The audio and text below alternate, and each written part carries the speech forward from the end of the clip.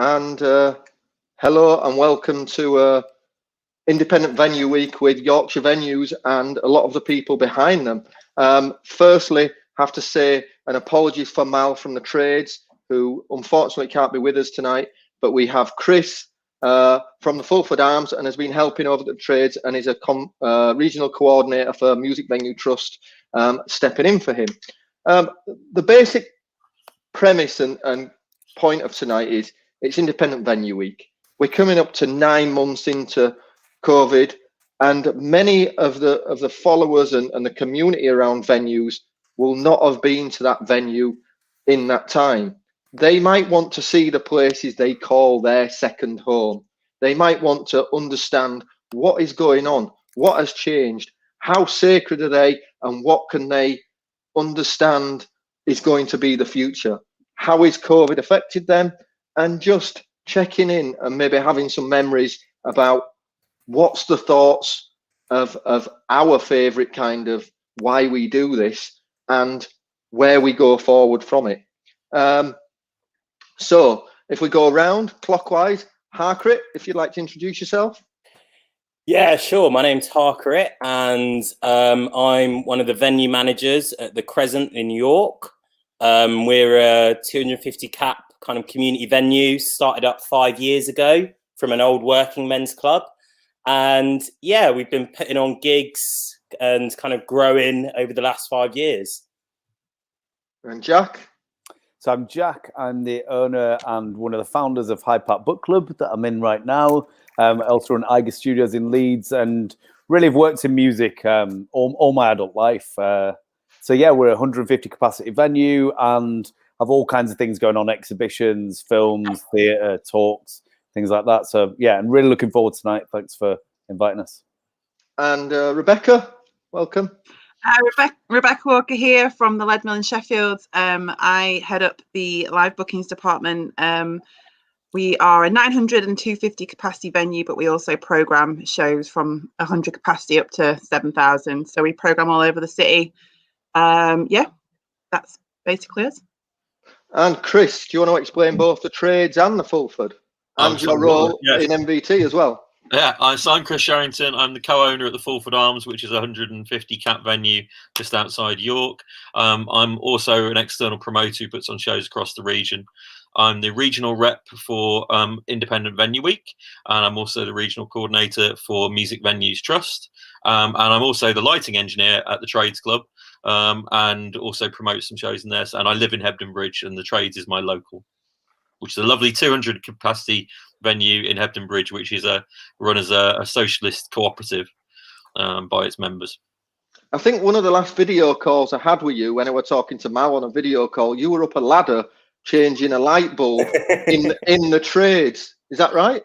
It was, yeah. There's been a lot of work been going on in the Trades, and I say I work as a lighting engineer in there, which is lovely normally in my own venue because you can literally just reach to the ceiling. In mine, at the Trades, you do have to go up some very big ladders to reach a lot of the lights. But yeah, there's been a lot of work going on the Trades, and it's lovely to be in this area of the country. So essentially, we wanted to pick like a range of venues, and we wanted to explain all across the region. We didn't want to pick just venues that we know at the Brudenell or what the Crescent is or York. So we went for a spread from a quite larger venue with 2 rooms where you've got a 900 capacity city centre based venue that does a lot of different range of stuff, from promoting outside to club nights and comedy, to a city centre venue in York, which has got very heart of the community roots and run for a lot of really kind of at heart appreciation of music and the arts. Moving across to like the book club that is situated again in a big city, but in a suburb, uniquely not in the city centre where most other venues are, and in quite a vibrant, exciting student area with just a lot going on. And then obviously the Trades that is situated in a rural area. So we wanted to get a real spread and understanding. And we also thought that this is kind of a venue network that everyone on the call knows each other's.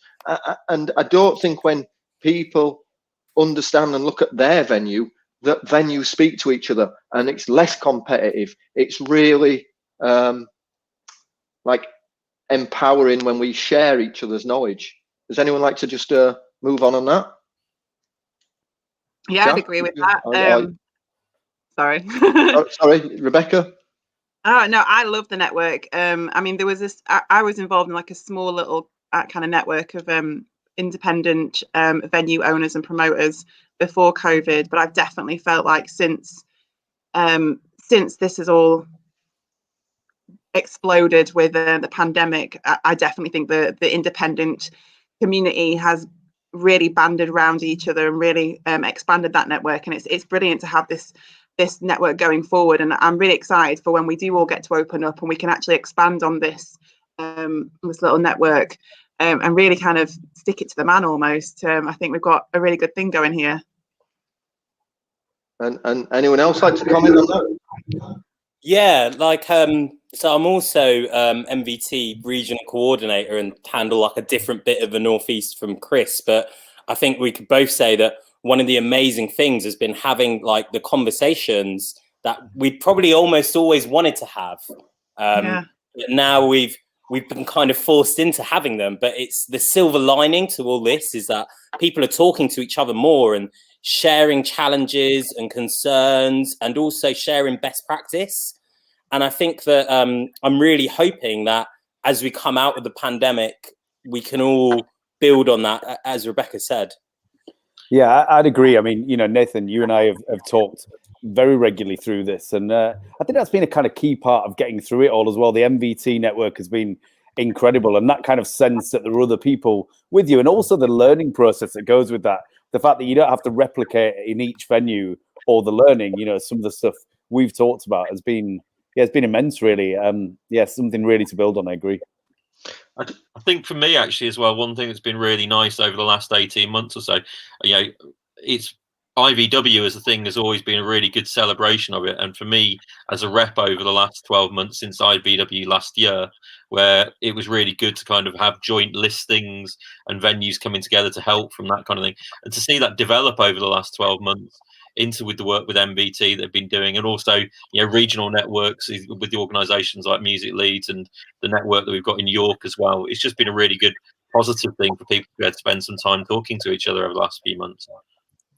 So moving on to like a question, how is your venue right now? As in, what have you done during COVID? What position are you in? Because I think this is what people want to find out. You know, have you simply closed? How have you adapted? Have you done any live streams or socially distanced? What's happened across the region? I think how everyone's looked at it is quite interested. So if I want to go the same way around and clockwise, Harkirit, how have you kind of managed during COVID so far, and where are you at right now? Yeah, I guess during the start, it was really, you know, I think it took us kind of a bit of time to get used to the idea that this was going on a lot longer than any of us thought. But once we were able to, you know, get our heads around that, we really spent a lot of time trying to make it a better place to be, you know, and prepare for a time when we could let everyone back in again. So I don't know if anyone can notice behind me, I'm sat in the front bar right now. We've got this mural of Andrew Weatherall, rest in peace. Always, you know, he's a big inspiration for us here. You know, we've put a new dance floor in the front bar, replaced the carpets, same in the back room. Yeah, just trying to do what we could to, you know, whilst we're shut and so on. So yeah, a bit of refurbishment done on a shoestring, but we're really happy with how that's coming out. And then in addition to that, we've done a couple of live streams. One I'm really proud of with Michael Chapman, who just turned 80 last week. So congratulations, Michael. And in December, we did like a series of socially distanced gigs as well, which was a really interesting challenge for us. And, you know, I'd like to think we rose to that challenge. And I guess what we're trying to do now is really get our heads around what's going to happen for us in between now and when we're allowed to put on those kind of shows again. So, yeah, there's some things in the work, and, yeah, hopefully we'll have some more stuff to announce soon. Do you think, Harkirit, that although COVID's been or this pandemic has been a real, like, blow and brought things into crisis, it's also brought an opportunity for you to do things in your venue that before you would never have got the opportunity to do. Yeah, I mean, certainly when you think about something like replacing some carpets, it sounds quick and easy, but the reality is where we were before, we had, you know, we were open every day of the week, and actually the volume of gigs that we were building to in the calendar was, you know, we had a really busy calendar, and to do a lot of bits at once is quite difficult because you're trying to schedule it around shows and so on. So it did give us an opportunity in that sense, and also to reach out to people who've been, you know, our audience and regulars and so on, and say, oh, do you want to give us a hand repainting and so on? And that was quite a nice thing to do. So to be able to do all these things at once, I don't think we would have been able to do that prior. But at the same time, I can't help but lament the fact that, you know, we really felt that the 6 to 9 months before the pandemic really hit, before the first lockdown, was probably, you know, we were looking at it thinking, wow, we're really, you know, we're really onto something here. We're really kind of reaching a peak of what we're able to do and growing in a way that, you know, felt really good for all of us. So at the same time, it's kind of it is bittersweet. You know, we can look on the positive side of it, but it's going to be hard to build back to that point again. And Jack, over at the book club. Yeah, wow, it's been such a strange period, really. I think that first 2 or 3 weeks when the government were telling people not to come in, but before the furlough hit, it's definitely one of the most stressful periods of my life. I mean, I almost felt like I'd like some kind of PTSD. I remember getting texts saying, look at the news or whatever, because I was on a call. And I welled up. I had to go down to the basement toilets because I had a minor cry, actually, because just the sheer pressure of knowing that you had staff that have got, like, you know, they've got bills and they've got rent and, you know, some kids and things like that. And the pressure that you feel, you know, I mean, I know you lot will all understand that, but I think often these jobs don't look like the kind of thing where you would feel that kind of pressure, but they are, you know, feel a responsibility for people's jobs. But then the couple of months after that were kind of nice, really. I'll be honest. Like I've worked really hard since I was like 15. I've worked on events so much for 15 years or so. And to actually have a little bit of time to practice the more introverted parts of myself, the bits that don't really come out when you've got to be in a venue and talking to people all the time, that was really good. And most of the team were furloughed, but some stayed on. And the kind of rapport and the kind of camaraderie that was built, it just there. I actually think when will we ever have had this opportunity to just really delve into kind of the values of what we're doing, and even some of the kind of very dull processes in the background, the spreadsheets and things like that, and be like, oh, we've got 2 weeks here. Why don't you just have a think about that spreadsheet? So for lots of it, I actually felt really optimistic. And I was like, you know what, like in a very stoic way, there's so much that we can't control about this, but what can we control? And we focused on that. And then we started doing takeout coffee and things like that. And I feel because the team is, you know, like I'm sure everybody's teams are, they're kind of smart and they're, you know, very kind of agile and whatnot. Once we got to September, October, we were kind of smashing it, really. I was like, you know what, like this feels great and we've handled it really well. And the second lockdown was a real sucker punch for us. We were like, our October this year was kind of busier than the previous year, which is kind of crazy, but it was. So for that to happen in November was really like, that felt really difficult, and it took a bit of time to get over that. And then this happened in January. So I think it's just been a kind of real journey. And the thing that I think has been difficult, I mean, I remember a conversation you and I had, Nathan, really early on, where we were talking about how people will always want to make culture and people will always want to experience culture. But what that looks like in practicality, like we just don't know. Like we didn't know at that point, and still now, the kind of long-term changes to habits of people that consume culture, we don't really know what this looks like on the other side. Things like getting used to Netflix subscriptions even more and reliant on at home on-demand entertainment. We're kind of at the front line of challenging that, and I think that we've got to become, or when we haven't got to, but we're one of the last bastions of kind of hope in giving this social recreation of arts and culture and providing a space and a vessel to create that. I think that that's an important weight on them for us to hold the kind of the keys to those spaces that lead it there. That's a completely different social responsibility when you look at it. To some people, it's a great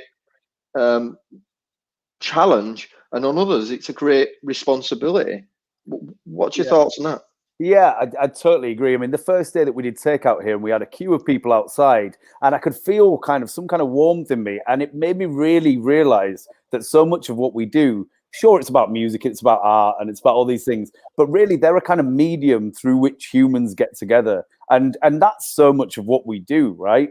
And yeah, so I actually think that lots of what this has done has really kind of brought home to us this relationship between the local and the global. And I think that if venues can get on the front foot with that, then I think actually venues can come out of this all right. But I think it's really understanding that so much of people's behavior will have shifted to this online level. So I think venues, and I think you can see this in Leeds, to be honest, venues that weren't beforehand particularly community focused, you've just not heard from them in some cases. And, they're really great people that are doing those venues. But I think this has really hammered home that, it is about, those couple of hundred people that regularly come in. I mean, that is what the book club is about, and the people that work here and all the other stuff is nice, but really it's about that small community around the venue. Even just posting a little thing like come and get a coffee online and seeing lots of likes and smiley faces and things like that brings a real kind of personal relationship with the community. It's little things like that. Rebecca, what's been happening going on at the Leadmill? It'd be great to see a South Yorkshire kind of representation from a venue as well. You've done some great stuff there and some fundraising and shining light down there. I mean, just echoing what Jack said, that first couple of weeks where on the one hand you're trying to open the doors and get as many people in, and then the government's saying don't go out. I have touched on this before with people. It's like we literally went around the venue and ripped artwork off the walls so we could sell it, because we just wanted to make sure that our staff were employed and looked after, because we didn't know how we were going to get through it. We sold some of our most prized possessions in those first couple of weeks just to make sure our staff had a paycheck that month. But it was difficult at the beginning, like Jack said. It was PTSD. I didn't sleep. All the venue managers were literally on tender hooks. We didn't know what to do. So that was difficult. And then obviously the support was coming in, but the support we got from our audience, our customers, was absolutely overwhelming. Literally the comment section of the auctions that we put with all our memorabilia, every now and again when I felt quite low, I'd just scroll through the comments from our customers, and people were like literally going, I'm just giving you a £5, or I'm buying this t-shirt, I don't really want it, if you don't want to post it, it's fine, we just wanted to help. And that literally uplifted me so many times. And then you were getting people like Billy Bragg.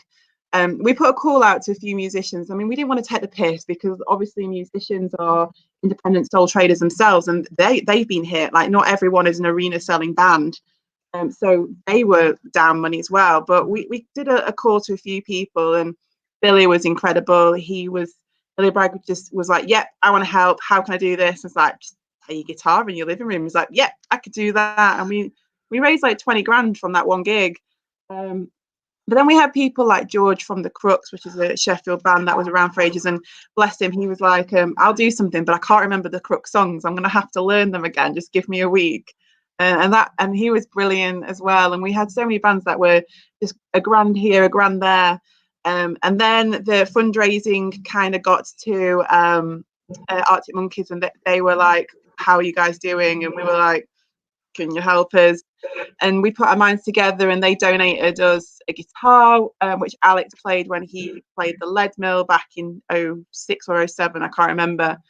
And we raised like 120 grand from that, and we had that part of that money was contributed to us and our fundraising efforts, but then the rest of it, they were very, very keen to make sure other Sheffield venues got it as well. So it was a very community aspect of that from those guys, and that kind of got us through summer in terms of morality and enthusiasm. But in terms of the venue, we've got the cleanest rig ever. I mean, the guys have been up on the stage and literally dusting the rigging that hasn't been dusted, I swear, for 40 years. It was disgusting. Bless them. I absolutely love those guys. I can't believe they managed that. A lot of repainting. I think we filled about 10 skips of just shit we've accumulated over the years. But yeah, like you were saying, it's like we've never had this time consecutively actually do this work.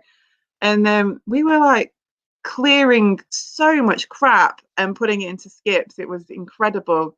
But I can't wait for people to get back in our venue and see how clean it is so they can get it all disgustingly dirty again.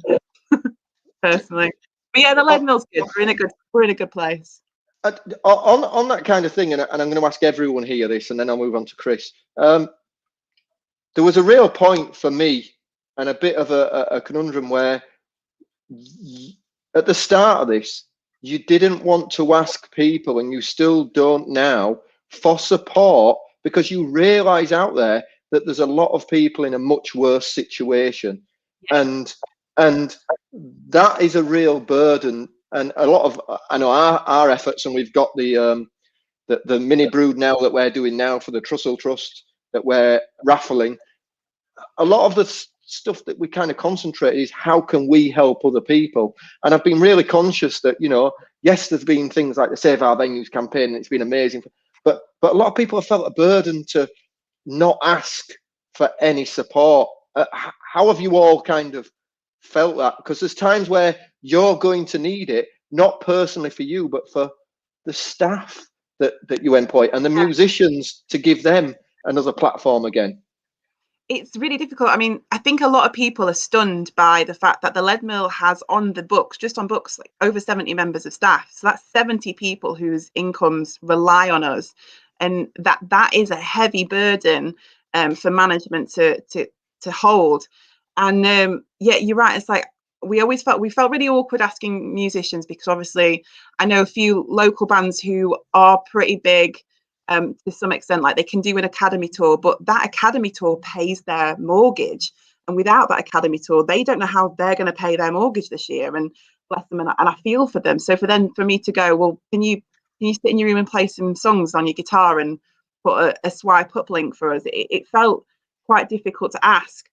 But then at the same time, our audience have been so keen to help without us even asking as well. Like all we have to do is put we had what was it? These Paul J. Newell did a print for us, a design for us, a really amazing design. Check out our website. But we were having problems with our distributor. So bless us, a few of us members of staff stayed behind just before Christmas to try and get last posts. So all these people had them, and we were ringing customers personally going, look, we've just got this. Do you really need it for Christmas? Because if you don't, we can post it after Christmas. Otherwise, we'll rush to get it out now. The amount of people that are going, look, love, we were just buying it to help you guys out. We can have it in July if you want. Hold on to it. Save the postage and give it to us at the first gig that we come back to.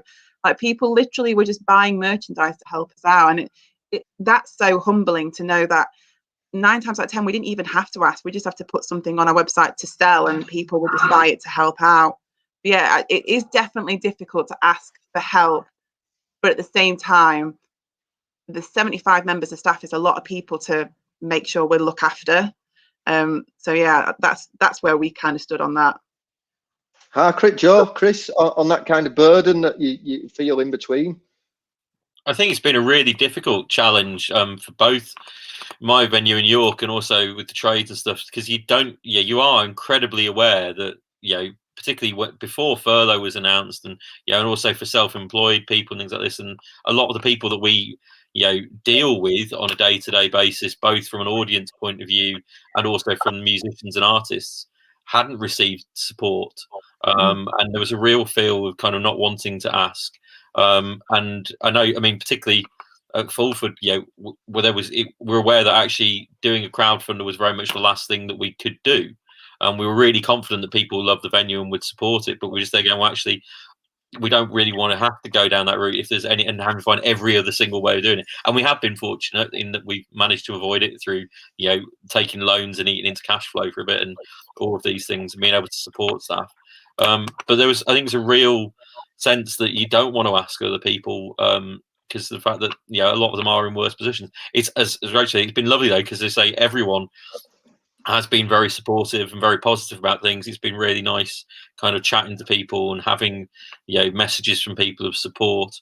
And similarly with the trades, I mean the trades is it's a members club, and it's a socialist cooperative, and so there already is that kind of real community of people who are members and subscribe and kind of want to help out. And I think there was a real feeling that they didn't want to put any more pressure onto those people. There would be some support coming from there. Eventually, the trades did have to do a crowdfunder in the end, and that was amazingly well supported. Yeah, it's putting it off as long as possible, I think, and that responsibility you've got for not only your own staff but also for the audiences and for checking in with them and the artists as well, and trying to make sure there's money going to them. Chris, we'll move on to your next, but just Harkirit and Jack, have you got any feelings on that? Yeah, I mean, we launched our crowdfunder on the day Boris said you ordered the pubs shut, basically. I mean, actually, we'd been resisting doing a crowdfunder before the pandemic. Like, people had been saying to us, if you need, new carpets or air conditioning, why don't you do a crowdfunder? I'd love to donate. I'd give you, and we'd been resisting it for so long. But like, watching him on the TV announce that basically the whole of hospitality would have to close, and that it took them maybe, a week and a half, I think it was, to announce any form of package for businesses. That was the moment. We're watching him and we're waiting him to say something financial, and we know that they have the power to do it, and he didn't say anything. That was the point where we're like, well, Tories are going to Tory. We've got to do this for ourselves.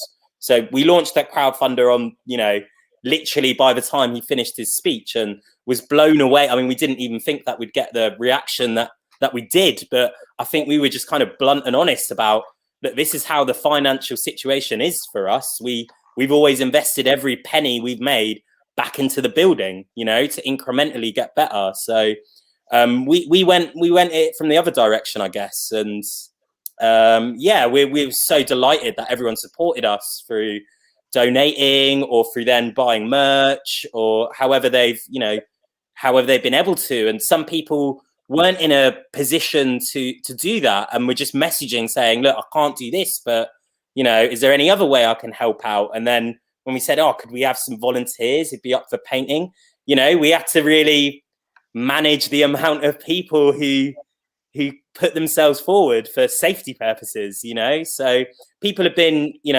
so generous in so many different ways, and every day we just get messages saying we can't wait to be back again. So and that for us is just as valuable, Yeah. The community around you, Jack. Sorry.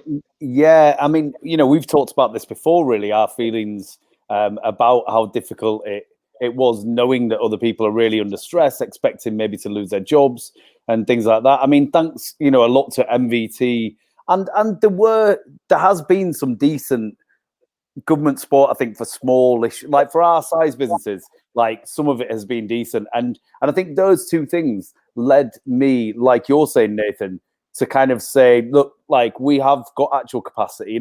We could take some books out to older people, and there was a kind of sense. I guess my intuitive sense really was, by focusing on what we can do, like, things would just come round and it would be all right. And I think that's where we went with doing this laptop project and doing the books. And it was like, what, if we put our focus externally on people that need more help than we do, and I think that has kind of proved right. I mean, a bit like all the venues, everybody here runs really by looking to how we can help other people. I've found that has just created the kind of karma that felt better than, it would have felt dishonest, just the position that we were in at that moment, to put out something, because I knew actually with, like the MVT sport and whatever, that like it wouldn't have been genuine for the book club to say. And genuinely on that though, Jack, as well, do you think that's got you some kind of reason to get up in the morning? It's give you some spring in your step to kind of make it and achieve stuff. That's kind of like kept you going a lot of the time. I totally think that. And I also think that in some way we've kind of grown throughout this, in that it's helped me clarify what the book club is. And much like it feels like we've all got shared values in this talk, and it really has brought home that, like, I could have ended up working in theatre or film or whatever. It was music and it was bands that drove me into this industry. But really, it's kind of about people. And I think those projects like the laptop one and the books thing and whatever have just really hammered home to me that I work in culture, because I just love doing creative projects. And how much you affect other people's lives, that's the real thing, and what opportunity you've got. Chris, do you want to give us an update on the trades and the Fulford and see what's kind of going on in that venue right now and what's happened in the summer? I think the other thing I'd like to mention just quickly about the crowdfunding thing, and speaking from like an MBT and a regional point of view, I think there has also been, on the flip side of it, there's been some really good fundraising opportunities where people have shown their love for the venues. But on the flip side of that, there is also the responsibility that comes with that. And for some venues, I know it's been a real strain because of the fact that they feel as though, if they don't know what's going to be happening in the future, they don't know. They've had money coming in from these people who love their venue, who are really struggling themselves, and yet they haven't got a certainty in the future. And I know from the own mental stress of I have about my staff. You kind of have that feeling that for them, knowing that they've received however much money it is from people, and that might not be enough eventually, can be a real strain for them as well. I think it's just something else from a kind of seeing across people doing crowdfunders. But the trades, it's been, let's say both venues, the trades and the Fulford, haven't reopened since March of last year. The trades particularly, it was, as it always has been, a wonderful venue for getting in artists and programming that wouldn't normally come to an area like this. And it was a real, there's some wonderful shows that were upcoming. It was heartbreaking to see those get cancelled and be rescheduled. And that's been a really tough thing, I think, for the venue to have to deal with. Also with the trades, because it's a real community centre, there's the chess club on the Monday, and there's, all of the other things that are going on in the space and the food that gets served from there. It's been a real challenge for the community to lose that place whereby everyone would go to. Everyone knows about the trades, people volunteer there, and that's been really hard. I think, even on my street, people are always trying to get updates on what's going on there, but they've been doing a lot of work in there. It's a lot of redecoration work, a lot of dusting and getting all the cobwebs, like Rebecca was saying, up high. But they've taken a really positive attitude to make the improvements to the space.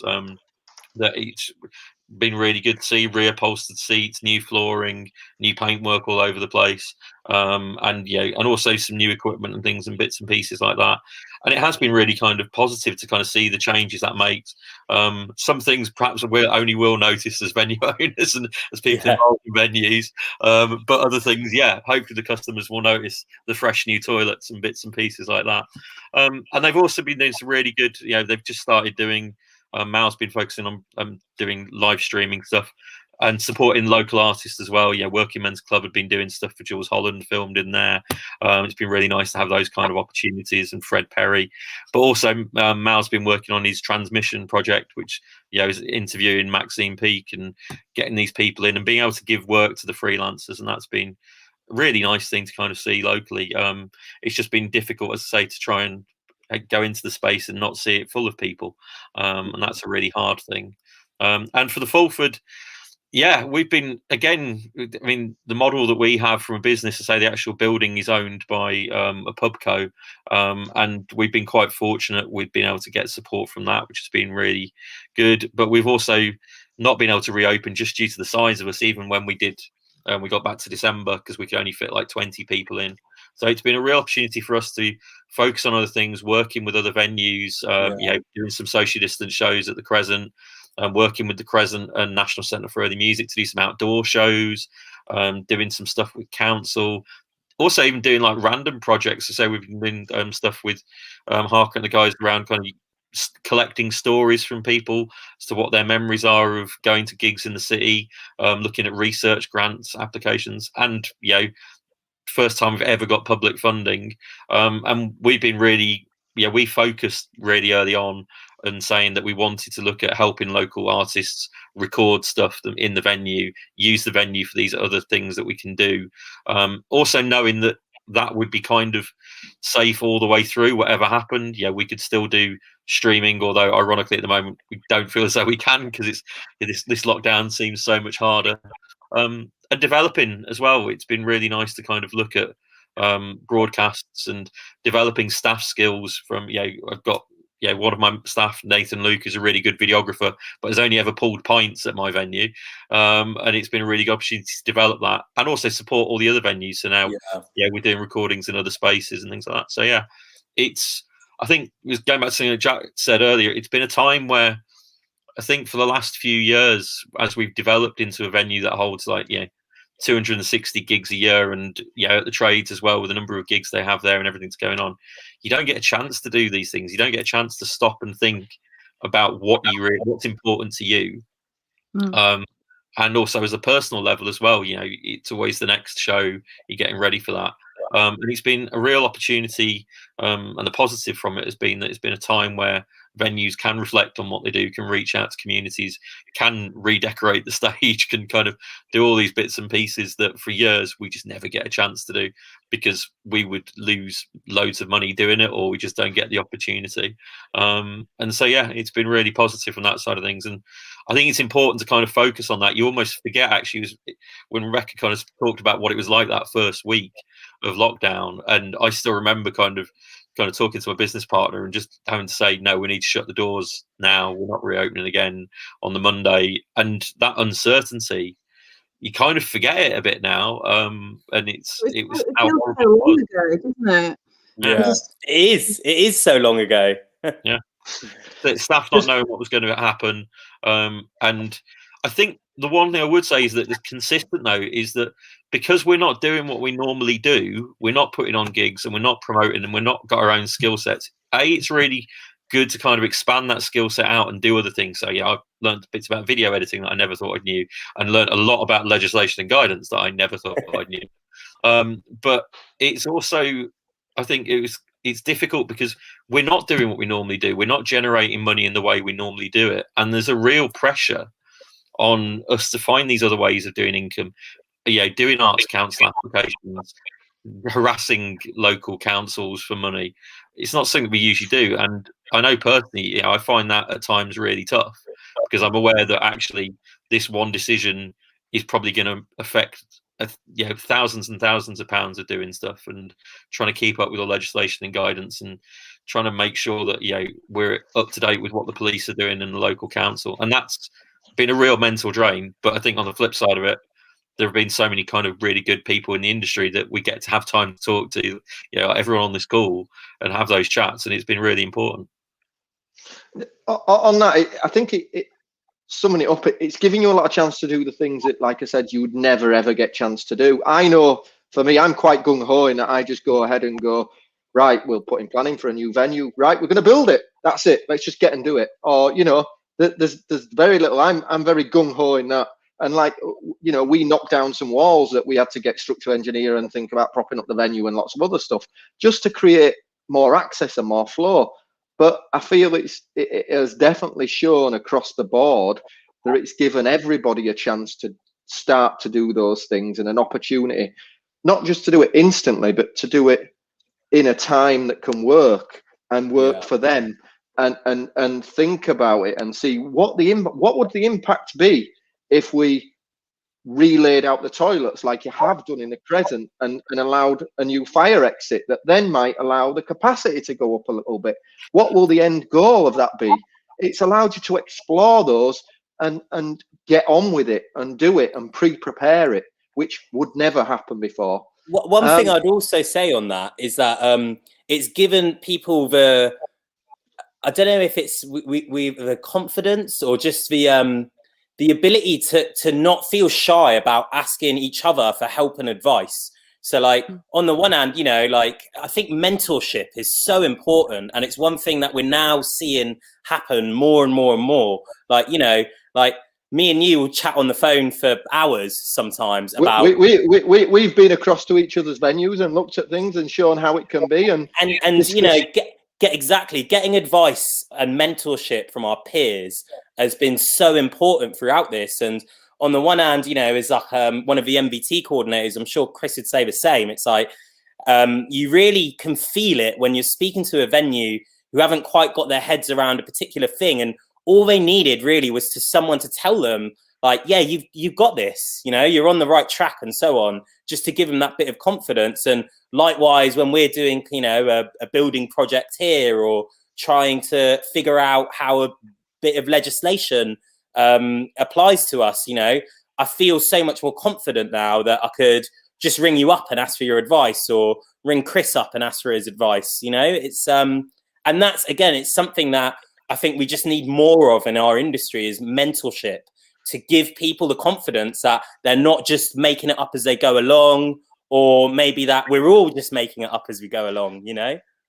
On that, I'm going to move on to a question, and it is, just because we existed before and the model was there and it kind of worked for us, does it mean that we should be just striving to get back there, or should we use this as an opportunity to think and be better and work around the community a little bit better, and appreciate methods of working and reflect and see how that can work? Whether it is things like, the e-ordering app, or advanced ticketing, and the way we can monitor data and where people are coming from and how we can interact with them, or a million kind of different things. What I'd love to open that out and come to Jack and Rebecca kind of first, whoever's there.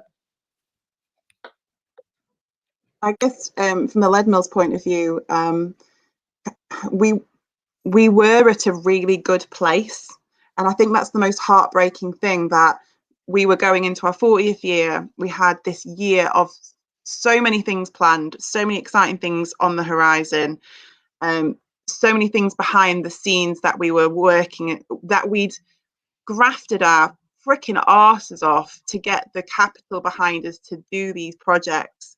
And we were at such a good place of the model that we built over the past 5 years previous to 2020, that it was working. And other than a couple of things, maybe we definitely like the app and more kind of card payments as opposed to the cash. That's definitely helped the turnaround in terms of customer service. But in terms of the business model that we had prior to March last year, it was working so well for us that I would give anything to get back to that. I think for us, as in a community aspect of it, we were already striving to have that more community feel, and working with the city council, we just kind of started that dialogue. We're working with the music board, and having a place on that board as a venue has allowed us to talk to different people within the industry in our local area. So I think I would just give anything to get back to that place, because I think we were finally in a position that the entire staff was so proud of, and we just wanted to work more on that and expand on that. So that's kind of where we are. It just breaks my heart, because we were so happy, so happy. And Jack? Yeah, I mean, I guess I feel like there's no going back in some sense, in that's just the nature of kind of time and culture and things like that. In terms of what things look like on the other side of this, it's difficult to say, but I think in some sense they won't look that different, right? Like, it might be a period of kind of having less capacities and things like that.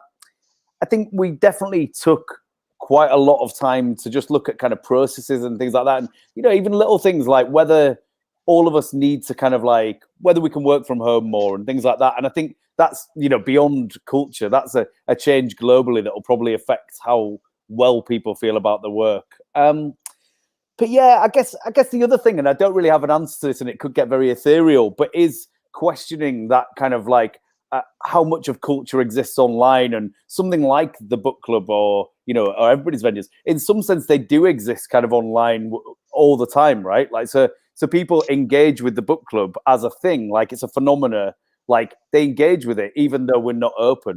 And I think this has led to some kind of sense of, well, what is a venue? Like, I mean, because in some sense, we've still been communicating with people throughout all this. So the book club has carried on existing in some form. So whether that kind of long term means that, you know, there might be a webinar or whatever that's like someone in New York with someone or whatever, and it's like, well, maybe that's what the book club is, right? So I think it's pushed some of those questions that, to be honest, might have taken us 10 years to get to, of like, well, what does it mean to live in this dual way between having a physical space but also really taking online seriously? So for example, like this panel now, we'd probably have been having a show on It's Independent Venue Week. We wouldn't have been speaking to each other in this way. You know, that's an example of what I'm saying. Last night I did a panel that wasn't really directed at wider audience. It was directed at a certain level of artists that are there to get some funding and how the mechanics of getting that funding to further their career. So I look at it and I go, this is an opportunity for me and the venue and others to upskill, to educate, to get information out there that we would never have got not only the chance, but, you know, thought about doing. We're developing the educational side of it, that we don't have to trumpet and shout about and champion what we do, but you just have to go about the work in the background, and it starts to build those community aspects. And I think that's what I mean by, is there an opportunity for you as an organisation and a venue to kind of use one of those kind of horrible new phrases, but like build back better. You know, in some way. I feel like there's some deeper issues though that do need looking at. You know, a lot of the things about this pandemic, and this isn't just true of our industry, but of society as a whole, is that it has shone a light on the issues that were already there and just exasperated all of them and made them all happen at once, right? Now, like, if we want to look in our industry, the discussions around PRS are one of those. That's actually really been bubbling away for a lot longer than just the pandemic. Moving on from that, our reliance on alcohol sales, you know, like fundamentally, alcohol is what holds this industry together. And that's problematic for a number of reasons, you know. Let's look at, for example, the fact that now more venues in this country have got funding than ever had before. That's going to be a systemic change moving forward, one for the better, I hope. But I do feel that, you know, in chaos can come opportunity. And I don't think we should just be, let's get back to doing parties. Sure, that's what we all got into this business for, right? But at the same time, let's not lose sight of the fact that in this level of unprecedented cooperation, there are some opportunities here to really come together and say, this is how we think the sector should be run, you know? And one of the biggest things, I'll just end on this, right? As a coordinator, instantly you see the venues that own the spaces they operate in, own the buildings, have been so much safer during the pandemic, right? It's the ones who have landlords or who want to sell to the developers that are going to, you know, are really facing threats in these times. So creative people really need to own the spaces they operate in. And I think that's a big lesson we should all be taken away from this pandemic. I think that's a really good point, particularly those last couple of points there about ownership of spaces. You know, I don't own the space that I have in Fulford.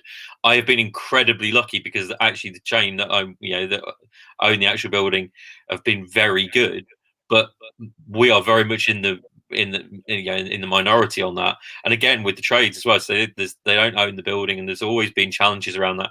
And even around at the moment of making changes to the space, it's really difficult to put access things in, and that's been a real challenge. You know, there's a lift in the trades at the moment, which is wonderful news, but you know, actually getting to it is a whole other matter. And so I think those things, I mean, I think as Harkirit mentioned, one of the key things for me personally, and it's been something that I've had issues with it for a few years now, was that the one thing that I haven't had any income from this, you know, over the last 10 months is alcohol. And, you know, and yet we have survived.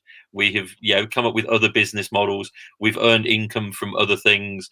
We've earned income from selling merch or from, you know, from being able to do streams. And actually, that's been a particularly key thing. I do think that's something that we have been able to question, as you know, Nathan was mentioning, the fact that the table apps thing has suddenly meant that, you know, actually in the future we might do more sit down shows, because nobody who's desperate to sell beer likes a sit down show, because you know, you can't get the money.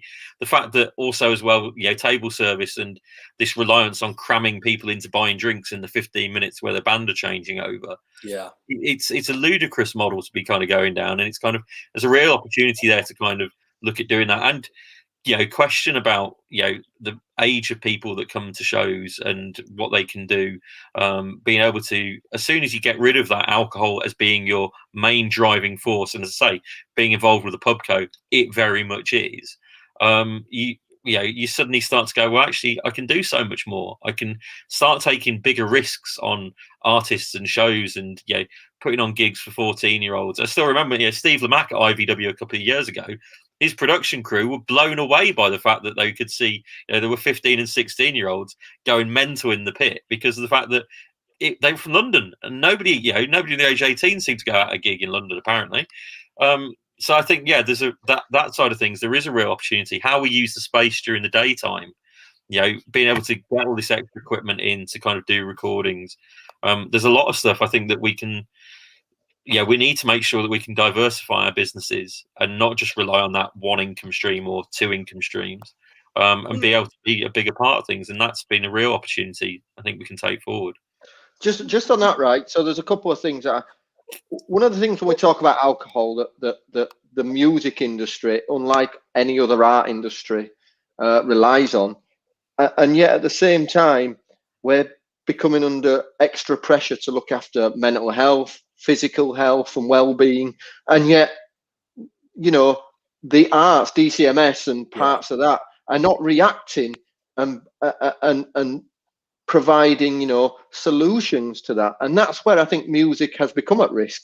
But on the same time, I think that when you talked about funding and how venues and promoters and the music industry across the UK have accessed it during COVID for the first time, I think it is because we have bounded together, educated each other on applying, learned that, do you know what, as a commercial organisation, we're not too proud to ask Arts Council for help.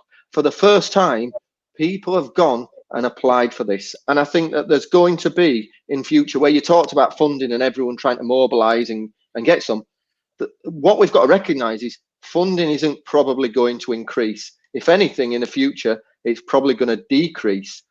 And where typically those organisations that haven't relied on alcohol sales, your theatre and everyone else that are great, do you know what? We're all in the same sphere. And it was really proud to see, music winning so many battles in the CRF, in the Culture Recovery Fund, and being recognised alongside theatre, cinema, opera, dance, and being recognised for the first time, because in previous, music has been valued as, well, it's the only commercially viable one out there in the arts. We make so much of it globally as in recording. Do you also think there's something kind of good about that? Because one thing I've always that's my point is that we're thinking about that, Jack, but it's given a load of people the toolbox to go there, and it's going to become even more competitive. So it's not us that are now accessing it and going, we can look to this as an opportunity. Do you know what? Other people are going to have to be flexible, dynamic, and up their game to come up with that rather than reliance on it. Yeah, and I think everybody's points here about alcohol are like so valid. I mean, like all of us probably agree on that. But one thing that I think has also been quite special about music is that it's been able to maintain this kind of independence, because there are a lot of kind of chains that come with being funded, right? In terms of maybe your ability as an art form to critique government, things like that. Like if you don't rely on funding, you are, from conversations with people that do rely on funding, like they sometimes look at music and they're a bit like, well, you just kind of get on and do what you want. You want to do something, you just kind of do it. And I think also there's maybe something almost from I would like the government to fund culture like health services or education, right? That would be my kind of end game, right? But there's also something I think quite democratic and egalitarian about an art form that needs to really look after its people that are using it. And so I think it's all good, but I also think there are dangers with music becoming reliant on public funding that also it's not necessarily reliant.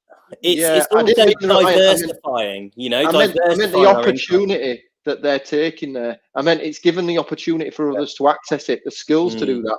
And if there's a limited pot of that pie, There's a pie there, and someone else is going to lose out, or that other section that has been reliant on it is going to have to be more dynamic and resilient and come up with better ways of funding. Somebody's going to at some point, and I think that's really interesting to kind of come on to. Just on that though, just for a second, like I think that our sector are new entrants into this, and I think we generate so much more in terms of audience, in terms of economic activity for our local areas, in terms of creating work within the creative industries than some of the ones who are funded to the hilt by Arts Council and so on, right?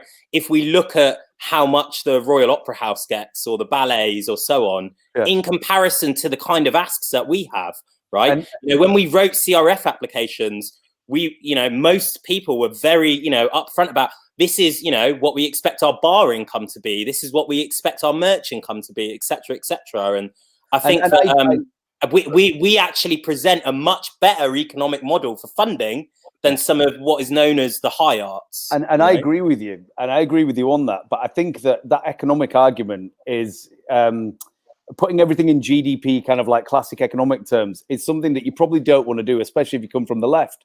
But music might find itself speaking the language of this kind of neoliberal, look, we do this and it brings in all this for the economy. But it'd be kind of nice if you had art forms that didn't feel the need to do that, right? That's what I'm saying. Yeah. I mean, essentially, what is really great is the impacts that you see that happens when somebody's come to a venue and walked out making their day after they've had a shit week, right?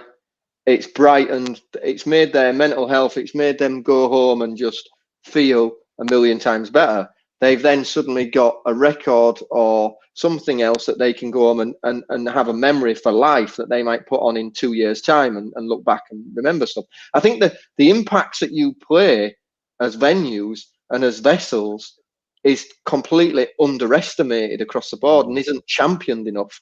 And I think that's what's quite important. The impacts that they have at a grassroots working class level, that you can go into a music venue and stand alongside each other, and it doesn't matter what class you come from, you're still watching the same thing and doing that. And I think it's one of the few spaces that doesn't have the barrier to entry like that. That's what I mean. I think as well, I mean, it's important that we're not really beholden to any master, whether it's alcohol or funding or whatever it is.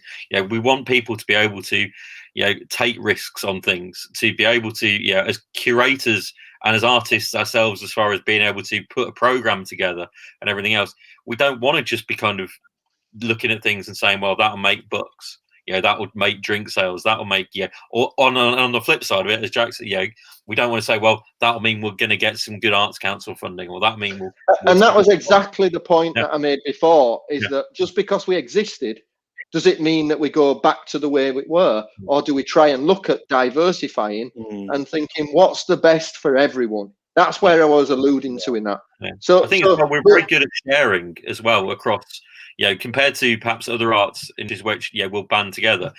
This value for money approach that we talk about recently with funding and stuff, it does benefit. I mean, we've had things where, doing a small thing like having MVT, for example, with a range of coordinators, get some money, and suddenly be able to help 900 venues, which I don't think in any other organisation that those small things have made such big differences. Fundraisers in other organisations will get paid a lot of money to just raise like 5 times what they're being paid, and it's kind of, there's a real opportunity. And I think that venues in general are really good. They don't have, they have banded together over the last few years, and they know that in order to survive in this, it's that survival instinct. We need to kind of work together to help promote these things and each other. So Rebecca, at the Leadmill, what do you see as like the short term and a bit longer term to reopening, and how do you see your future? I think in the short term, I see the continued mental exhaustion of continually rescheduling and rescheduling and rescheduling. It is so exhausting to, when you book in a show and you finally get that confirmation from an agent that this is going to happen, and you get behind, you're so excited about it, you have the whole marketing plan in your head, where it's going to go, but 2.5 years on and it's still not happened. It's just the most exhausting and lackluster feeling ever. I think on the short term, it's kind of, I'd like to get into a mindset of getting excited about these gigs again, because I'm just so done with having to move things, and that the fact that we're now moving things into 2022, so that shows that we probably confirmed back in summer 2019 are not going to happen until summer 2022 is just the most emotionally draining thing ever. But in the long term, I'm just excited for these shows to actually happen, because we had such an exciting lineup lined up that that I was really excited to put out there in Sheffield. I think on the long term, though, there is the downside that as a Leadmill, as a promoter, we promote a lot of shows externally in smaller venues, and what's the horizon going to be in terms of, are those venues going to be there? I've already had to move some shows from one venue because they're not programming. They've decided to, that's it, no more live music, because it's just not worth it for them, and I have nowhere to move them because the capacity doesn't exist in the city. So what's the horizon going to look at that? That's a worry. The horizon in terms of what crew, what sound engineers are still going to be out there, who are going to return.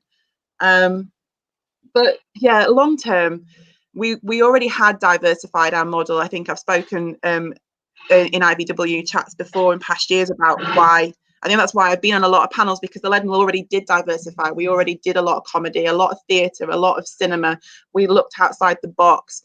We'd already started involving training and corporate events during the day because our room was empty, to fill that kind of void in terms of bringing in an income. So we're going to probably expand on that more and more, which I'm really excited about.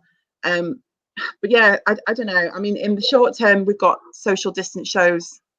One that's going to be rescheduled for the third time that I'd love to actually happen. Yeah, short term social distance shows, we can run at a capacity from anything from 120 up to about 160, depending on the bubbles. So it depends on whether support bubbles and bubbles are still going to be a thing in, say, April and May. We're just going to keep. I think that's the thing about with us guys, everyone in this chat and everyone watching who's an independent venue, we have the opportunity that we can work on like a very small budget. We can work on a very tight deadline, and we can adapt. We can see what's happening. It's like, okay, so we can do social distance events. Let's speak to artists, and if an artist has an idea, we can turn a show around in a few weeks or a few days if needs be. We can be reactive to that, unlike a lot of bigger chains where they do have to get permission from a head office and they do have to run things by a management company and things like that. The fact that we can take each Boris announcement at a time and go, right, we've got a month, we can program things in a month, we can speak with local artists, we can speak with local training centres if they need some space to get something out there. So I think being independent is going to allow us to weather this a lot easier than, say, corporate enterprises. But yeah, I don't know, I'm rambling now. I think that's just kind of how my mind is working. You're one of the people, Rebecca, that is in that bigger venue on this, right? Yeah. And you have a really strong diary. And to me, who sat there each day was a diary holder and promoter, my day is taken up with things that people don't see in the background of that stress of continually rescheduling. I don't have enough hours in the day because I've got 18 months now of shows from the 3 or 4 months before COVID hit that we're going to be into that, March, April, that I've rescheduled 2 or 3 times.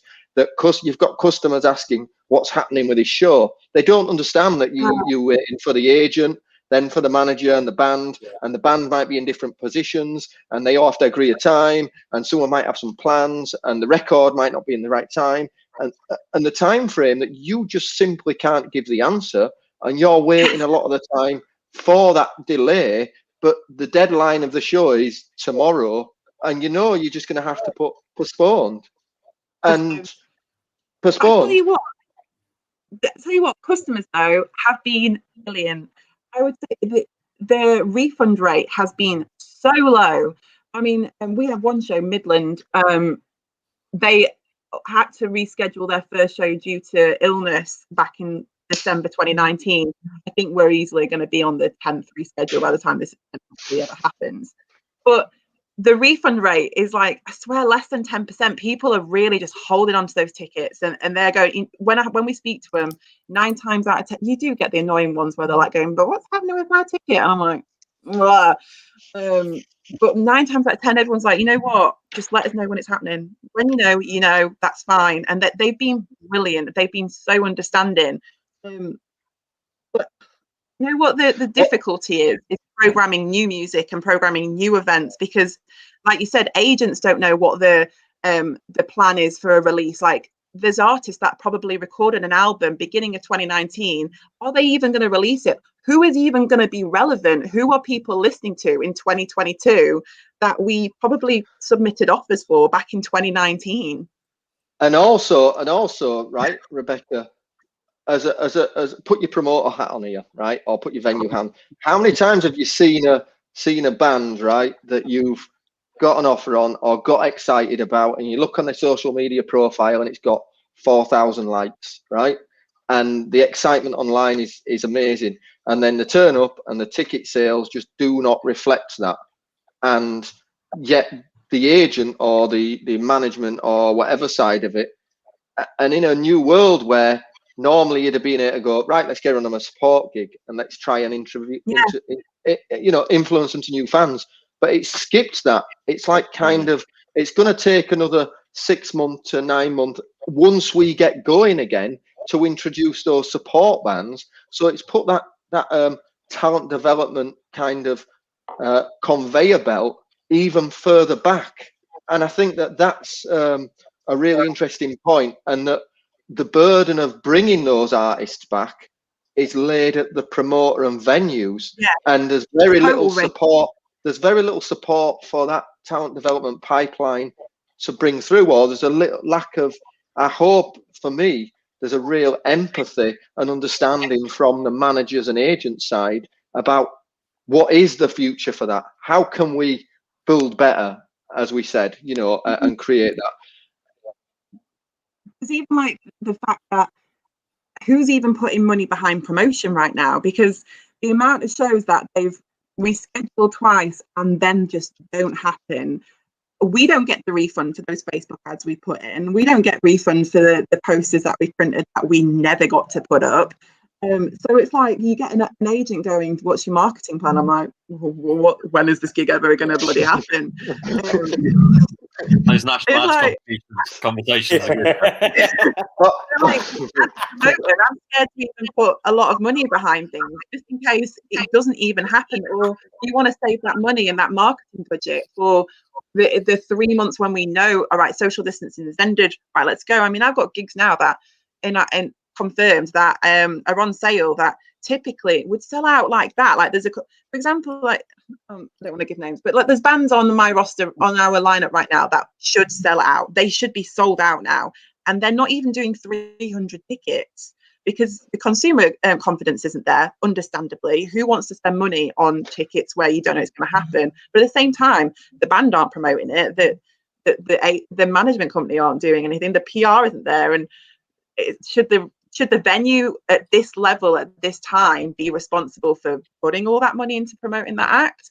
And when do you start doing that? When is the sweet spot for us to actually go, right, let's start putting money behind things and getting things sold? I want to ask about the challenge in a bit. That's another little bit that I want to go, and about the challenge to consumer confidence and building it back and seeing where we can go with that. But just to move on to other venues, Rebecca, what show, social distance show, or something that you've mentioned you've got them in, are you personally really excited for right now? I'm really excited or a show in the future.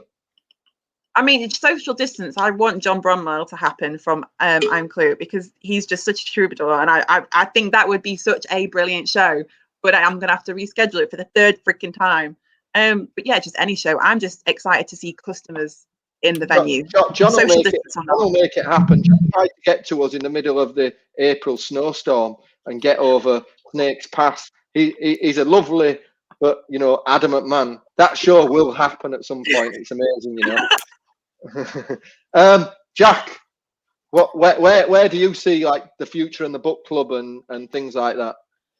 Yeah, I mean, you know, so much of what Rebecca said there really makes sense in terms of there's such a diversity of things that go on here that I think that helps as we go back to things in that, you know, maybe we can't have gigs, but we can have exhibitions that 2 people at a time are going to come into, and that's going to start to get a bit of lifeblood going, the takeout food and drink and stuff like that. But to be honest, I mean, I think one thing that's probably kept me mentally reasonably sane is understanding that as far as I see it, the government have kind of purposefully miscommunicated with the country, and therefore looking at what's 30 feet in front of us, like what's this next month, making sure everybody knows where we're at there, like feels like the only sane approach right now. I just feel like, you know, we have good kind of like team meetings, but I think having too much of a long-term plan, it's just like, it just doesn't seem possible. And it feels bad for my mind to try and think of fixed things in the future, really.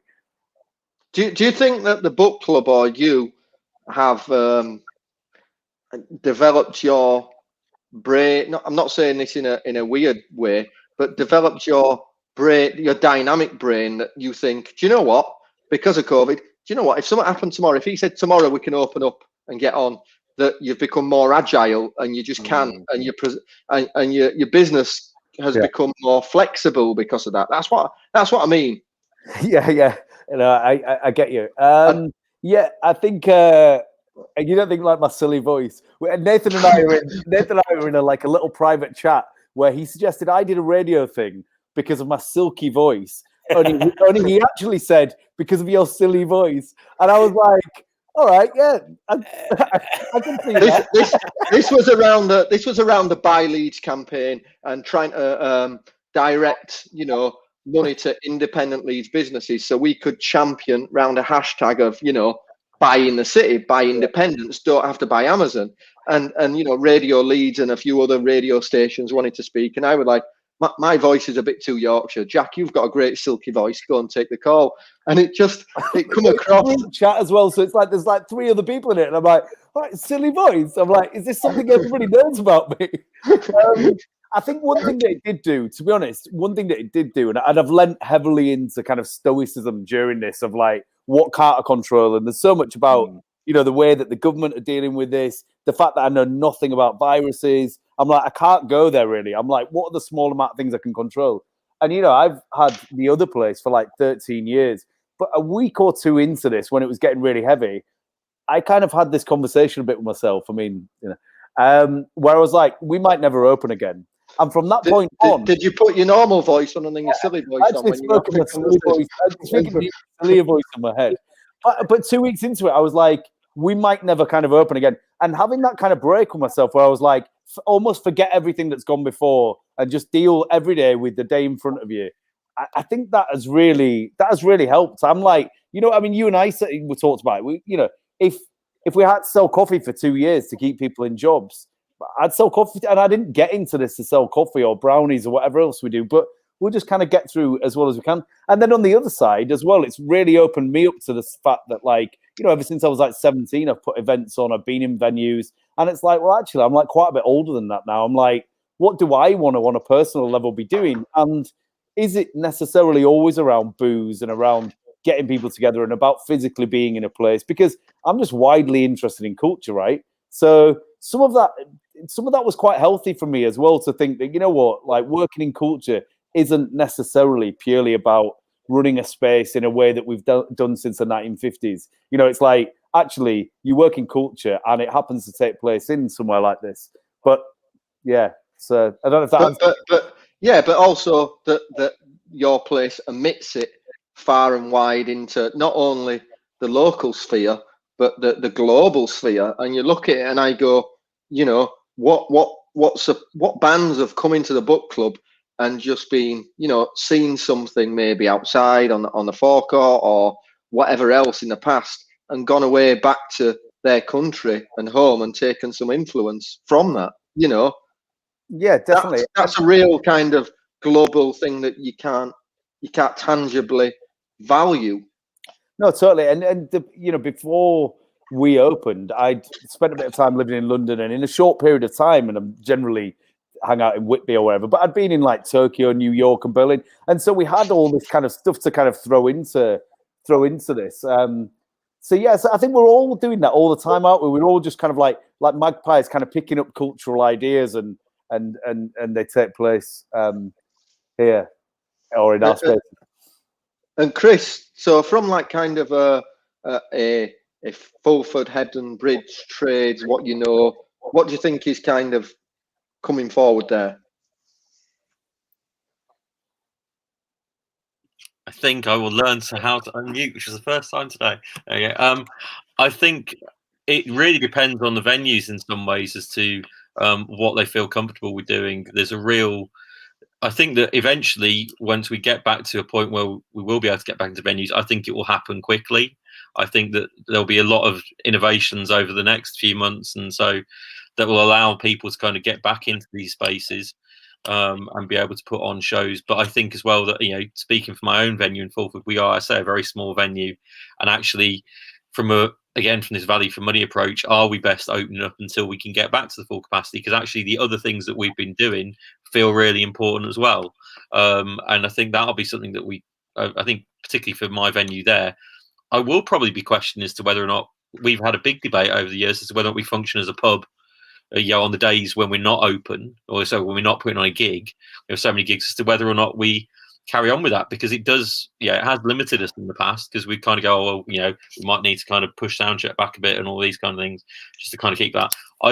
There's a temptation there to just go, actually, no, let's do the things that we want to do, artistically and culturally important.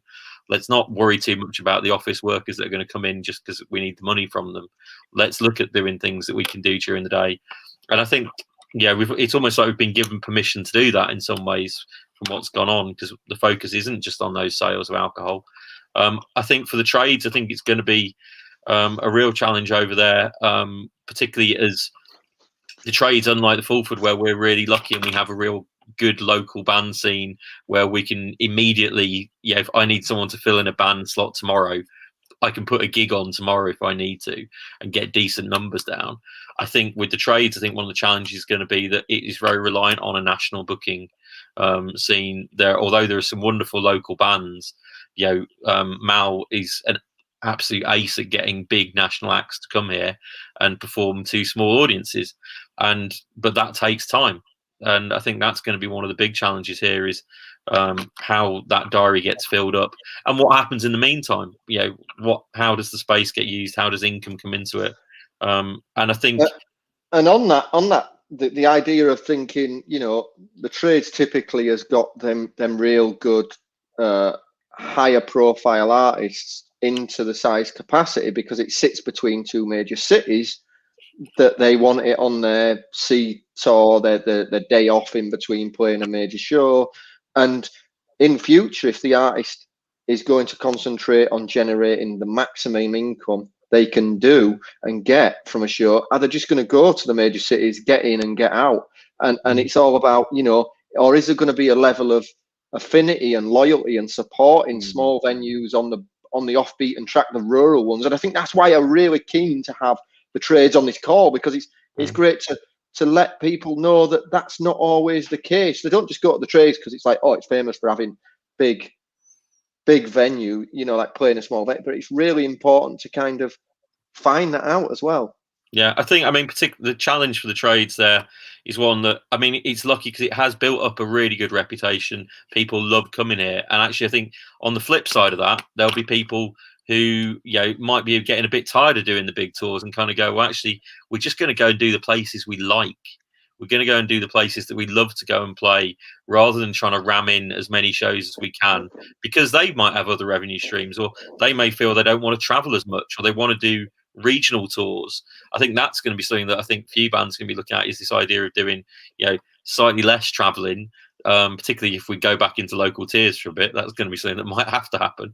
And there's, on the flip side of it, the trades particularly has got such a really good reputation. And also, I think for the trades, it's got the fallback that it is a real community space. It is, the heart of what this area is about.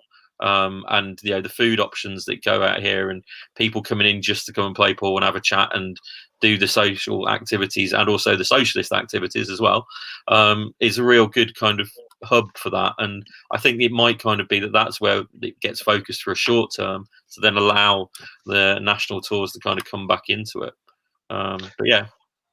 And any shorter roundup, like were you, Chris, at the Fulford or the trades that you can kind of look to and go, that's what I'm really excited for, whether you're a customer, a lighting engineer at the trades or at the Fulford, whatever it is? I think at the Fulford, for me, just because it's probably the only show that I know if we have this year that will happen, and because I missed it so much because we have this show every year, is Tony Wright from Terrorvision coming in with Millie. Just because of the fact that part of my brain, having put Tony and Terrorvision on years ago and been like a Terrorvision fan, I'm always amazed and love the fact that he comes along and does these shows which sell out and have people coming from all over the country just for a nice Christmas show with him, wearing a shitty jumper. Sorry, apologies. But yeah, and doing that. I think I'll miss that because we missed that this year, and that's like a show we've had on every single year. And it'll be very. I will look forward to that. I do want to see. I want to see all the local bands again. I want to see all these little bands who kind of play for the first time. I'm desperate to see that. And I think at the trades, I think again, there's kind of so many shows that have been rescheduled. Even in IVW, BC Camplight, and stuff like that. I personally would really like to see, and I hope it can happen, would be to see My Life Story come back and play here, which was the band that Mal used to be in. Because again, when they played here the other year, they'd got a completely new album which sounded amazing, and also it was great to see Mal on stage as well, and it was just a lot of love in the room. So yeah, I'd quite like to see that happen if that can happen. Jack actually put that show on at the Brudenell, didn't you, Jack? A while ago. Yeah, that was ages ago, wasn't it? When was that? Yeah. So, and I tell you what's a real credit to the trades is how the scene there has developed from the Oriels, the Leisure Society, Goa Express, and all the other things that have come in that little valley that's now, expanded and been an export around the UK and around the world. I think that's a massive kind of credit to it. I think it's a real. I mean, Mal, when he came here, we're talking the other day. Kind of, you came here to Hebden and was going to be a piano tuner or something, and then ended up doing all kind of getting linked in with the club, and it's just turned it into such a wonderfully artistic, creative space, and it has created an entire scene around it. And the other good thing with that is that all of those artists and the labels that he's worked with and all these people recognise the importance of what's coming on and developing through this scene. And they all bring each other along, and that's been such an important thing to see. I tell you what's amazing is to see Rebecca bringing the rider and the after-show pizza. I'm so jealous about that pizza right now. This is what if I on the half. I go, can you cook dinner? So we orders pizza. You hand it over. I mean that's what music venues are about, right? Harkirit and at the Crescent, what's in it for kind of in the future in you, and what show are you looking at for, and where do you see it going for the Crescent? I'm really excited about some stuff I can't talk about yet, but what have we got announced that I'm really looking forward to? Los Bichos, I absolutely love them. They're definitely AFX Twin. Is that what you were talking about? That's not what I said. That's what you said. I'm also really I'm really looking forward to, and this is kind of, again, the pandemic's given us an opportunity to do more of this, putting on shows in other places in York. Like myself and Chris have been making a lot of noise since before the pandemic, starting York Music Venue Network around the kind of creeping takeover of venues in York, shutting down, being turned into office developments or luxury hotels or whatever. But at the same time, over this year, we've had some amazing conversations. And again, I think it's, myself and Chris being asked to join like council groups around cultural leadership in the city and so on. We're now having conversations with York Minster or the York Theatre Royal, or, what have we got announced already? Joe's got This Is the Kit playing at the Citadel, which is the old Salvation Army place. And so being able to do some things in different spaces as well. I'm really excited about that opportunity as well. But, you know, I just want to, you know, echo what everyone else has been saying, really, and kind of a plea to everyone watching that when we get back to full capacity, no distancing, buy some tickets for the new stuff we're programming as well, because I'm working really hard, Joe's working really hard to not just have it full of reschedules, but that's also going to mean it's going to be really busy. So we need everyone to support that and, you know, make sure that we can give those opportunities to the new bands and not just have the same bookings again. That didn't quite manage to happen. And a show that you're looking forward to? Los Bichos. Los Bichos, sorry. Yeah. Avalanche Party. Yeah. Avalanche Party. Wow, their set that they did, just like for a second, you know, Chris put on Avalanche Party when we did our season of distance shows around Christmas, and watching them adapt their set into something that was like, you know, a sit down show, it was mind blowing. It was so incredible, you know, and I think that's really interesting that it drew out a different thing creatively from a band like that as well, you know. And if you do get an opportunity to see a distanced Avalanche Party show, it's not going to be what you expect, but, you know, go do it. I think that's a key thing. I mean, there've been a few bands that I've seen who have really owned the fact that they're not just going to do the normal set. They're going to go and do, you know, new, you know, completely reworked sets of their material that work with it. You know, I was lucky enough to catch How and the Hum down at the Jazz Cafe in London last November, before, like, the day before lockdown. And it was just amazing to see how these artists are looking at ways in which they can develop their own art to form, you know, again, around what's in the venue, you know, the challenges that they've always had of working in these venues, and that's been really good to see. Music will find a way, you know. Yeah. It's also interesting. So I was going to say, going back to that Rebecca had said about kind of people having that confidence. You know, we'd got a non-social distance Avalanche show booked in for like 2021, which was, you know, had done some tickets, but but as soon as we announced the social distance show, where people knew it was going to happen, it was actually going to be a gig sold out in a day. And it, you know, that's the difference. I think people will know once things are going to happen again, they will come back. Yeah, we did a few socially distanced things, and some of them were like, it was like a 20-year-old like band, kind of like second gig or whatever, that usually would have a few people to, but tickets were just selling out in a couple of hours, because I think people are kind of craving that, just being in a room watching live music. I mean, you know, Nathan, you and I have talked about kind of online events and whatnot, and it is, however much we will all work on online events, it's a different thing, right? Like, and it has a value of its own. That isn't what we set and run a venue for, is it? That isn't what we got in the business for. You know, I think there's definitely something else there. I mean, for me personally, not only shows getting back there and putting on some of the social distance shows and trying to get them back up and running and looking forward, you know, I'm looking forward to kind of, I look at some shows and I go like Black Country New Road came into the Brudenell, sold out instantly for early this year and then last year, and it's moved on. And now it's in the Irish Centre looking at 800 tickets in December. You know, we've completely bypassed where they were a support band on a show that I put on in the first one. Now they're playing an 800 capacity venue in this time. It's amazing. And some of the partnerships that we can't announce yet, Harkirit, that you started talking about York Minster about, you know, there's some special kind of things going on in the background that you know, it's brought a network close together. It's brought things that we can then do and curate and make really special occasions around with people we think can champion. I can't talk too much on that, but there's some really kind of good stuff to look to from the future, and stuff that, like I say, makes you get up in the morning and gives you that strive to do something. Isn't just Groundhog Day of rebooking shows. I think it's nice to be able to know that you can invest in other venues and other people's enterprises, and which is something I think perhaps in the past people have been a bit closed about and not wanted to kind of really share that. And I think this feeling you're at this point in time where you kind of feel as though, well, actually, I'm not going to put all my eggs in one basket. I'm going to share this out, and I'm going to make sure that we raise everyone up together.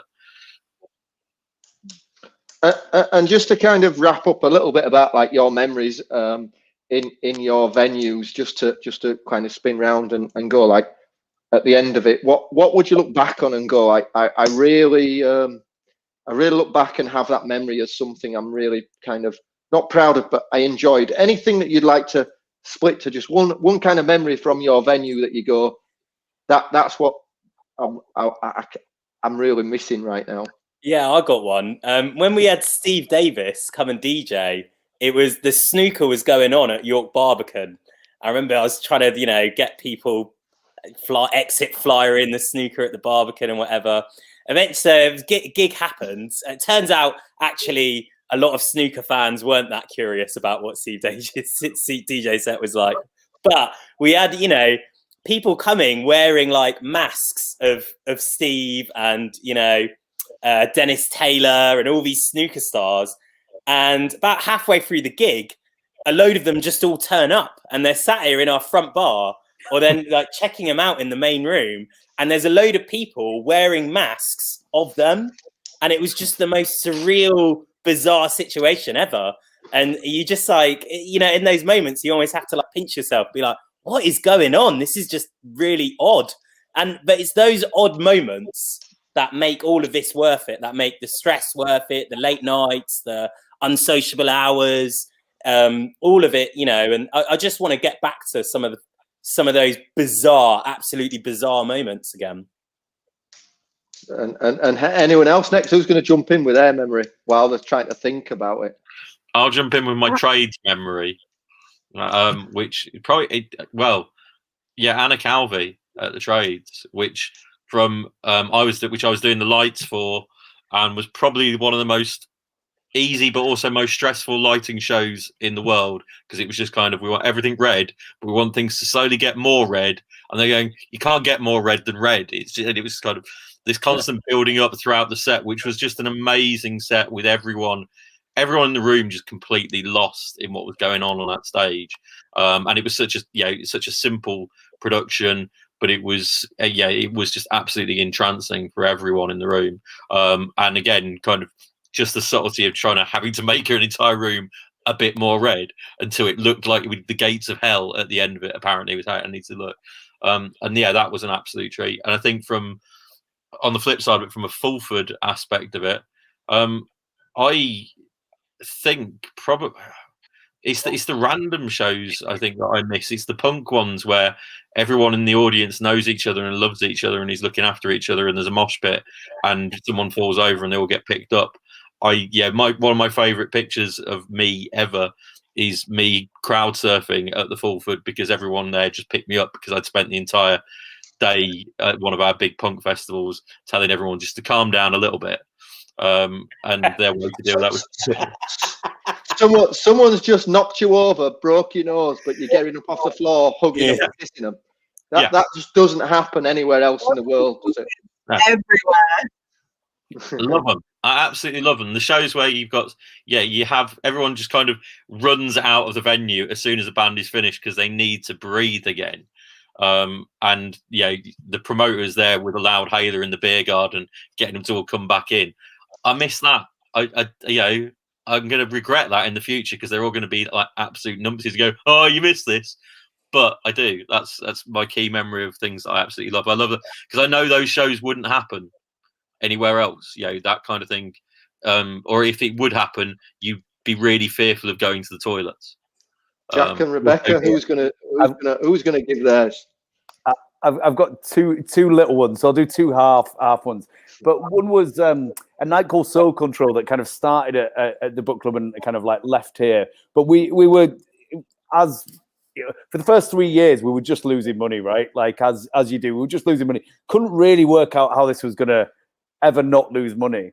And we basically had this one night where just out of the blue, we only had this room that was about 30-40 capacity at the time. And about 100 kids just turned up and just had this great party. And we took kind of 3 or 4 times as much as like we were generally taking on nights. But around license closing time, but definitely not slightly after, they just asked if they could play one more song. They asked if we play one more song. And they put This Must Be the Place on. And they were on each other's shoulders. And I love that tune. But that tune is obviously about like where I am right now is where I'm supposed to be. And I was just like stood watching everybody just loving it. And I was just like, yes, this is what it's this is what it's about. And the other one, which was a similar vibe, was we had Gil Scott-Heron's band playing. Obviously not Gil, but Gil Scott-Heron's band playing. His daughter's in the band and Kim Jordan's in the band. But it was on the eve of my birthday. So at midnight, and obviously no one stayed in after midnight because that's when our license ends. But at about midnight, they basically were just singing Stevie Wonder's Happy Birthday to me, whilst I had like, I don't know if it was Prosecco or champagne, but I'm just in the middle of them all. And they're all these kind of like just amazing New Yorkie kind of kids just singing Happy Birthday to me. And I was just like, we can close right now. I was like, let's just drop this. We'll just walk out. We were like, this, it's done. You know, so those stand out. Yeah. And Rebecca? I think just kind of being corny, I really miss, so especially when it's one of our own gigs and not hire, it's one that my team has booked and we've all promoted it. I always on those gigs like to go through the audience to the stage door. And in the Leadmill, the backstage door is to the left of the stage, and you go through there, and there's just like a little cubby hole, and you walk up some steps, and you're at the side of the steps, and you're at the side where the monitors are. And I love on a really busy gig to look out, and you just see that front 3 rows of people at the barrier singing every word to their favourite fucking band.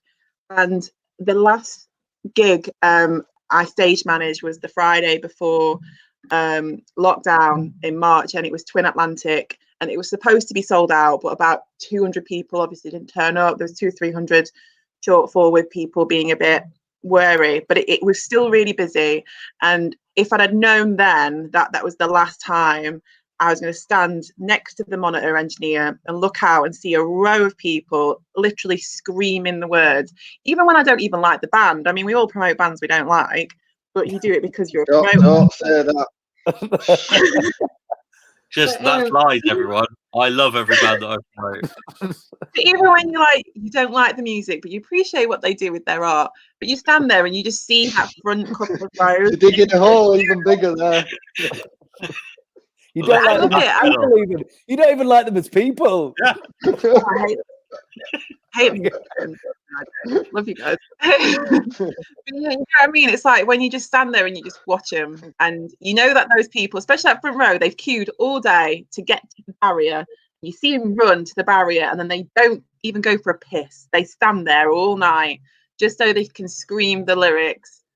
I can't believe that Twin Atlantic was the last one, and if I'd have known then, I probably would have just stood there all night and just watched. But I just like to do that, and I really miss that. What I've learned from that is that you don't like Twin Atlantic, right? No, I love Twin Atlantic. Sorry. We've also learned that Jack never goes on beyond midnight, ever. Yeah, ever. No, never. I mean, for me personally, like at the Brudenell, I think things that really hit home is, you know, our New Year's Eves, where we have like the covers bands that are all the local bands that are missing New Year. I think everybody felt New Year. It's not like a moment that any particular one person can say, oh, this wasn't affected. It's where everyone does. And some of those nights were the most amazing ones, where we've got the, you know, post-war glamour girls doing Talking Heads or something else, or you know, the Beastie Boys one, or anything. It's just been amazing. But if I were going to point to one memory that was pretty standout, and it was actually a guy called Johnny Strangeways organised my 30th birthday a while ago. It was quite a while ago, and he got Black Lace to play, and and you know, to know that there's 400 plus people dressed in Hawaiian shirts, and it wasn't about, it was about, like, you know, the thing to go wrong and sing Superman and do the conga, and see 400 plus people doing a conga around a room and losing their shit to it. And at the same time, you know, Black Lace has got 2 members in it. One of them is no longer with us. One of them's original, Dean, and he's and the other guy's just their part of it. And at the point where, you know, the original member is so drunk he can't stand up after about 3 songs, So essentially, we've got a guy that's got nothing to do with it, singing karaoke on the stage, but no one absolutely cares, and he's going wild while there's loads of inflatables and Hawaiian shirts, and everyone's dancing around. And the thing is every single person knows every word to every song. No one can deny it. It's amazing, and it's those kind of times that you think, that is why we do this. They're the memories. They're the kind of things that cheer us up to move on. And I think, just hearing those kind of things are what we go away tonight smiling about, right? For sure. Yeah. With that in mind, actually, I do change mine. Mark Wynne getting completely naked in front of Ed Tudor Powell. I think you've just reminded me that actually Every Mark Wynne show. Yeah. Every Mark Wynne show supporting Sleaford mods at the Brudenell, stripping off completely naked, straddling and making love to a monitor naked, and saying to the audience, "You can't do anything. You've already paid me. I don't give a flying F." And then saying to the security, whilst pumping on it is still completely naked and shoving his ass half in his face, "You can't do no. I'm the star. You can't. I'm the star." Amazing. Genuinely, Mark Wynne's done that kind of thing, I think, on every show. Not the same, but different. And it's amazing to see those responses. They're just Chris, I can completely relate to Mark. That's what we're talking about, being able to take that risk on those kind of things where you know that you're going to get like 15, 20 people for not Sleaford mods, but things like Mark, and then for them to be able to have that vehicle, it's just wonderful. That's what the fact that we're able to make these decisions as independent venue owners, that's a really important thing. If we want to lose money on these things, it's up to us. And you know what's a really good point there is that nobody's looked at the most successful, biggest name artist that's come through their venue. Everyone's looked to a really personable understanding, and it shows that actually you're not doing it because you want, Coldplay to play your venue or Ed Sheeran. Please no. Well, listen. Some of those songs ain't bad, right? Some of them aren't bad. I'm not saying Coldplay aren't playing the next Brudenell New Year's Eve, but anyway, we'll move on. Tell us you can't talk about it. Yeah, that's next big Crash Record show. Yeah. So I think we've been going for an hour and 45 minutes, and I think it's flown by. And I appreciate all your time. And if there's anyone else wants to kind of finish and say anything, it's been great to kind of get together and just talk about stuff, and hopefully, relate to everyone in the audience that's watched it and heard some of the stories. Anyone some of the comments as well, just as a quick one, about 5 snooker world champions in the building there from Joe Coates. Yeah, snooker. Facebook Looper, love it, snooker Looper. So it's cheers to you, Nathan, for nudging definitely on this whole week, but on this event, good work. Well, it's a bit of a nice chat between us, isn't it? So hopefully a few people relate to it, and I hope I haven't taken up too much of your time, and it's a bit of connection between us all. So it's a pleasure. It's been lovely. Very nice. Been lovely. So thank you, and I'll say goodbye and go from there. Cheers. Out for now. See you all later. Yeah.